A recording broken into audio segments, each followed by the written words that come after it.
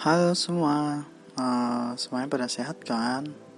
Semuanya stay at home ya, dan belajar di rumah masing-masing. Nah, pada pembahasan kali ini, saya akan membahas tentang statistika SMP. Mohon diperhatikan semuanya dengan sesama, dan dengarkan baik-baik.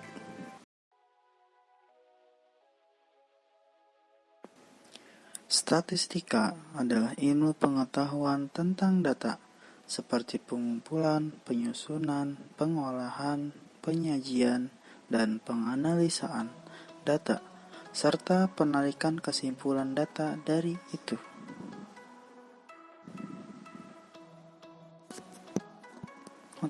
Populasi adalah kumpulan objek yang diteliti, dan sampel adalah bagian dari populasi yang dijadikan sebagai dasar pengambilan kesimpulan.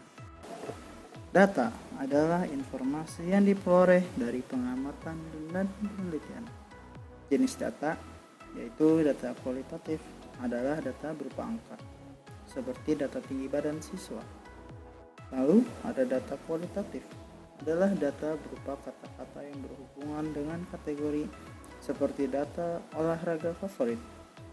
Dan di sini tersaji untuk penyajian data, yaitu bentuk bagaimana kita menyajikan sebuah data. Hasilnya kita sajikan dalam bentuk biasanya diagram batang, diagram garis, diagram lingkaran, diagram lambang atau piktogram, histogram, dan poligon frekuensi. Nah, pada contoh kita mempunyai data yaitu berat badan siswa dalam ukuran kilogram. Nah, kita dapat lihat bahwa di sana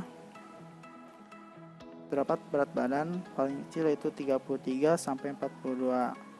Nah, dengan jumlah 50 serta kita akan menyajikan sebuah data itu menjadi diagram batang seperti pada contoh, lalu diagram garis pada contoh, diagram lingkaran seperti pada contoh, lalu histogram, dan di sini diagram lambang berbeda.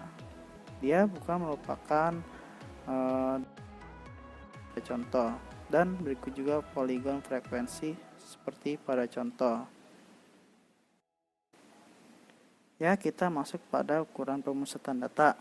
Yang pertama yaitu modus, yang dilambangkan sebagai MO.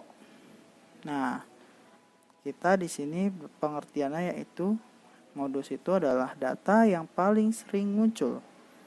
Seperti contoh, tentukan modus dari data berikut: 2, 3, 3, 3, 5, 6, 2, 3, 2, 4, 3. Bagaimana kita menentukan modus?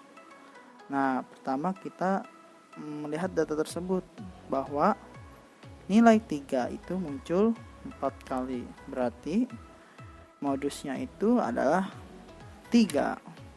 Lalu di sini kita yaitu menentukan mean atau rata. Yang dilambangkan itu namanya X bar, teman-teman. Nah, mean atau rata-rata ini rumusnya itu mean sama dengan jumlah seluruh data dibagi banyaknya data. Nah, terus di sini kita tentukan contoh. Tentukan rata dari data berikut: 2, 4, 3, 5, 3, 7, 6. Nah, X bar atau rata-rata sama dengan 2 ditambah 4 tambah 3 tambah 5 tambah 3 tambah 7 tambah 6. Nah, data tersebut jumlahnya ada 7. Maka dibagi 7 sehingga 35 dibagi 7 sama dengan 5. Kita selanjutnya yaitu median atau dilambangkan dengan ME, adalah nilai tengah dari kumpulan data yang telah terurut. Jadi kita menentukan nilai tengah. Nah, contoh untuk data ganjil, tentukan median dari data berikut: 2, 4, 3, 2, 3.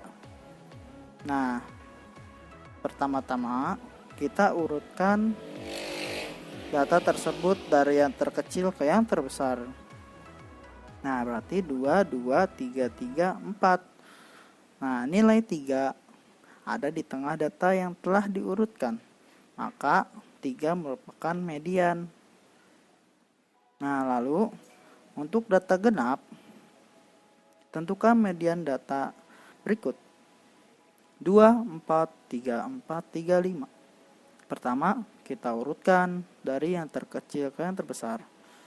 Maka 2, 3, 3, 4, 4, 5.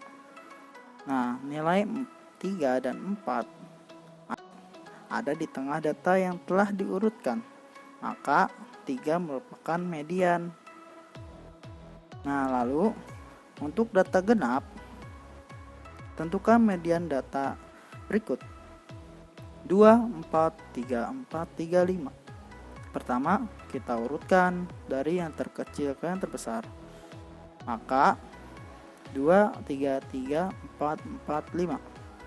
Nah, nilai 3 dan 4 ada di tengah data yang telah diurutkan. Maka median data tersebut adalah 3 plus 4 dibagi 2 sama dengan 3,5. Nah, untuk sebaran data selanjutnya, kuartil. Ukuran letak yang membagi data menjadi 4 bagian yang sama. Ada 3 macam kuartil, yaitu Q1 kuartil bawah, Q2 kuartil tengah, Q3 kuartil atas. Nah, langkah-langkah menentukan nilai kuartil yang pertama adalah urutkan data dari terkecil hingga terbesar. Yang kedua, tentukan median. Lalu nilai Q1 diperoleh dengan membagi dua data di kiri sama banyak. Nilai Q2 diperoleh dengan membagi dua data di kanan sama banyak. Contoh, sekumpulan data 2, 5, 2, 4, 3, 3, 2 data diurutkan. Nah, dari yang terkecil sampai yang terbesar. Maka kita dapatkan Q1 itu berada di 2, Q2 atau median berada di 3, dan Q3 berada pada 4.